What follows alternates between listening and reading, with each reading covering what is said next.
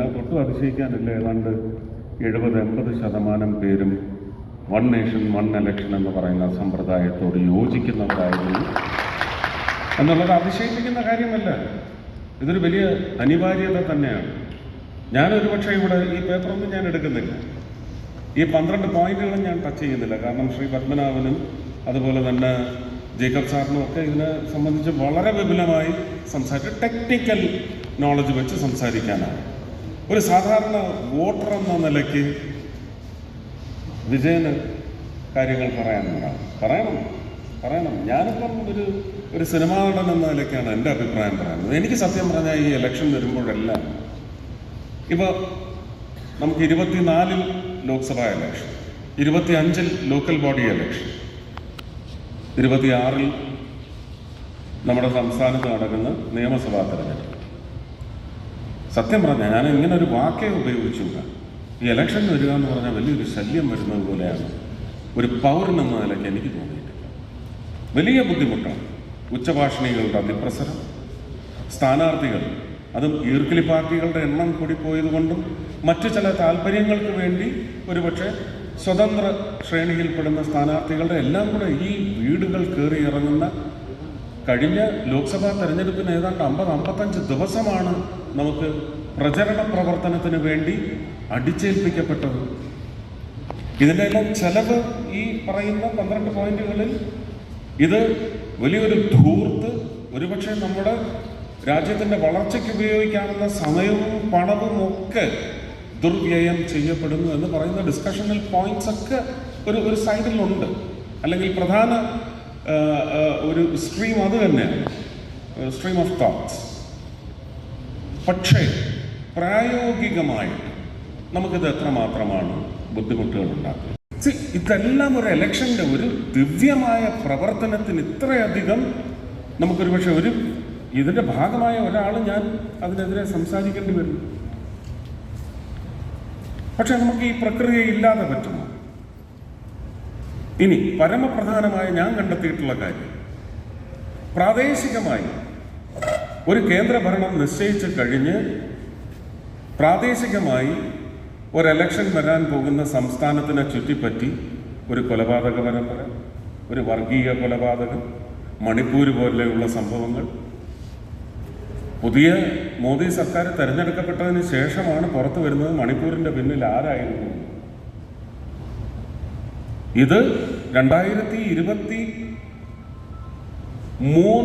ഒക്ടോബറിൽ കരിവന്നൂർ പദയാത്ര കഴിഞ്ഞ് വന്നതെന്ന് മൈക്കെടുത്ത് വെച്ച് അതിൻ്റെ പിന്നിലെ യഥാർത്ഥ കള്ളന്മാരെ പൊക്കി മുന്നിൽ കൊണ്ടുവരും.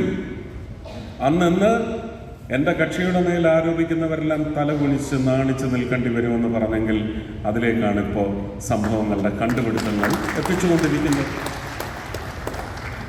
അപ്പോൾ വരാൻ പോകുന്ന ഒരു ലോക്സഭയുടെ പേരിലാണ് ഈ പറയുന്ന ഒരു വർഗീയ കലാപം വരെ ആസൂത്രണം ചെയ്ത് നാട്ടപ്പെടുന്നു. ഇങ്ങനെയുള്ള ഒരുപാട് വിഷയങ്ങൾ സംസ്ഥാനത്തിൻ്റെയും ലോക്കൽ ബോഡിയുടെയും അതുപോലെ തന്നെ ലോക്സഭയുടെയും എല്ലാം തെരഞ്ഞെടുപ്പ് ഒറ്റ അടിക്ക് നടക്കുകയാണെങ്കിൽ നമുക്കിതൊരു 6 മാസം കൊണ്ട് തീരുന്ന ഏർപ്പാടായി തീരും. ഓരോ ഇലക്ഷനും, ഞാൻ പ്രായോഗികതയാണ് പറയുന്നത്, ഓരോ ഇലക്ഷനും ഒരു 100 അപേക്ഷയെങ്കിലും വരും ഉദ്യോഗസ്ഥർ. എന്നെ നോർത്തിലോട്ട് തട്ടി, എന്നെ നോർത്ത് ഈസ്റ്റിലോട്ട് തട്ടി, അതൊന്ന് മാറ്റി കേരളത്തിൽ എവിടെയെങ്കിലും ആക്കി തരണമെന്ന് പറഞ്ഞു. ഇത് ഉദ്യോഗസ്ഥർക്കും വലിയ തലവേദനയാണ്. അവരുടെ കുടുംബകാര്യങ്ങളിൽ പോലും അവർക്ക് ഈ 5 വർഷം കൂടുമ്പോൾ ഇങ്ങനെ സ്കാറ്റേർഡായി കിടക്കുന്ന ഇലക്ഷൻ വഴി അവരുടെ കുടുംബത്തിൽ നിന്ന് എല്ലാം വരുന്നത് ഹോളിഡേ സീസണിലാണ്. ഏപ്രിലിനും ജൂണിനും ഇടയ്ക്കാണ് ഈ ഇലക്ഷൻസ് എല്ലാം വരുന്നത്. ഒരുപക്ഷെ കുഞ്ഞുങ്ങളുമായിട്ട് ഹോളിഡേ സീസണിൽ വീട്ടിലെങ്കിലും അവരുമായിട്ട് ഒരു ഇംപറ്റസ് ഇവർ നേടിപ്പോകും. അതുകൊണ്ടിത് ജനങ്ങൾക്ക് ലഭിക്കേണ്ട, ഇലക്ഷൻ കഴിയട്ടെ എന്ന് പറയുന്ന നിശ്ചയം, ഇത് നിങ്ങൾ അനുകൂലിക്കുന്നുണ്ട്. ഇത് തന്നെയാണ് ഇനി ലോക്കൽ ബോഡി ഇലക്ഷൻ കഴിഞ്ഞാൽ നിയമസഭാ തെരഞ്ഞെടുപ്പ്. ഒരു കാരണവശാലും ഇവരുടെ ഒന്നും പ്രോജക്റ്റുകൾ വരാം. ഒരുപക്ഷെ കോൺഗ്രസ്സുകാരും ഇതേ ബുദ്ധിമുട്ട് നേരിടുന്നുണ്ടാവും. അപ്പോൾ ഏതാണ്ട് 18 മാസം എന്നാണ് ഞാൻ കണക്ക് കൂട്ടിയത്. പക്ഷേ ഇപ്പോൾ എനിക്ക് തന്നിട്ടുള്ള ഒരു ശ്രീ രാംനാഥ് കോവിന്ദ് അടങ്ങുന്ന അദ്ദേഹം നയിക്കുന്ന ഒരു സംഘം കണ്ടെത്തിയിരിക്കുന്ന ഏതാണ്ട് 800-ൽ പരം ദിവസങ്ങളാണ് ഇങ്ങനെ സ്കാറ്റേർഡായി കിടക്കുന്ന ഇലക്ഷൻസിൻ്റെ പേരിൽ ഓരോ 5 വർഷത്തിനുമിടയ്ക്ക് ജനങ്ങൾക്ക് വേണ്ടി പ്രവർത്തിക്കുന്ന പ്രവർത്തന ദിവസങ്ങൾ അല്ലെങ്കിൽ പ്രവർത്തന സമയങ്ങളിൽ നമുക്ക് വെട്ടിച്ചുരുക്കേണ്ടി വരുന്ന ഏതാണ്ട് 800-900 ദിവസങ്ങളാണ്. ഇതെല്ലാം കൂടെ ഒറ്റക്കെട്ടായിട്ട് തീർന്നാൽ ഇതൊരു 150-200 ദിവസം കൊണ്ട് തീരുന്ന ഒരു ദിവ്യ ജനാധിപത്യ പ്രക്രിയയായി മാറ്റാനുള്ള സംവിധാനത്തിൻ്റെ രൂപീകരണമാണ് ഒരുപക്ഷെ രാജ്യം മുഴുവൻ ഇന്ന് ഇതുപോലെയുള്ള സംഗമങ്ങളിൽ നടക്കുന്ന ചർച്ചകളിലൂടെ ഉരുത്തിരിഞ്ഞു വരാൻ പോകുന്നത്.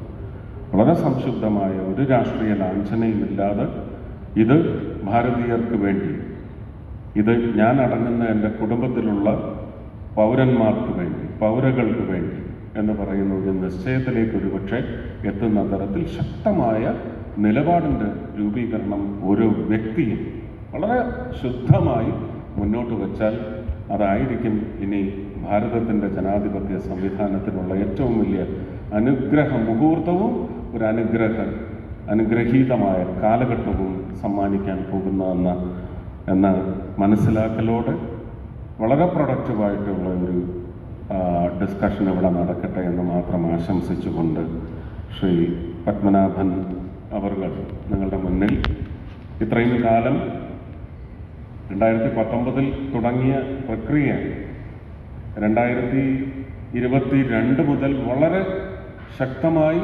ഇതിനൊരു രൂപം നൽകുകയും അത് 2024 ടേബിൾ ചെയ്യുകയും ചർച്ച ചെയ്യുകയും അതിനുശേഷം JPCക്ക് വിട്ട് ഇന്ന് ജനങ്ങൾ തീരുമാനിക്കട്ടെ എന്ന് പറയുന്ന എൻ്റെ പ്രധാനമന്ത്രിയുടെ ഒരു കോൺഫിഡൻസ്, ആ കോൺഫിഡൻസാണ് ഈ ചർച്ചകൾ രൂപപ്പെടാനുള്ള കാരണം. നിങ്ങൾ നല്ല നിശ്ചയത്തിലേക്ക് ഇത് എത്തിക്കും എന്ന് പറയുന്ന ആത്മവിശ്വാസം, ആ ആത്മവിശ്വാസത്തിന് അഭിവാദ്യങ്ങൾ അർപ്പിച്ചുകൊണ്ട് ചർച്ച ഇവിടെ തുടങ്ങി വെച്ചതായി അറിയിക്കുന്നു.